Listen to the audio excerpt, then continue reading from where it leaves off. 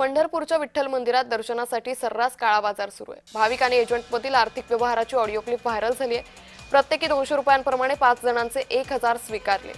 एजंटनं phone पेवर 1000 रुपये घेतल्याची माहिती आहे। जय महाराष्ट्र या ऑडिओ क्लिपची पुष्टी करत नाही।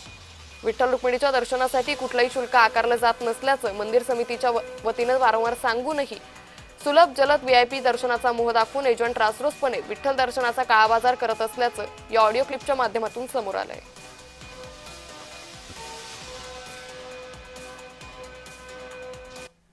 उद्याला येणार आमदार किती जण आहे?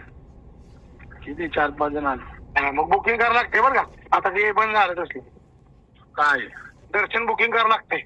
मग काय करू? मग पैसे पाठवावं लागते। माझ्याकडे नाही तेवढे काका। अरे काय तुझं नसेल हमेशा नाही काका, मी गरीब पोर काय, मला तुम्ही द्याचा तेवढे करताला 100, 200, 500 तेवढ्यावरच माझं बघते। मग किती पाठवू? किती जण आहे? अरे 5 जण 1000 रुपये लय नाही बुकिंग करून ठेवायला। 1000 रुपये 1000 रुपये लागतात। 200 रुपये एकाला। आज बाकीचं मग नंबर सांगू का? कोणला? फोन पेचा तुझा नंबर आहे ना, यावंच पाठीचं। माझं फोन पे बंद, माझं अकाउंट मायनस गेले 25,000 रुपये। काय बोलत?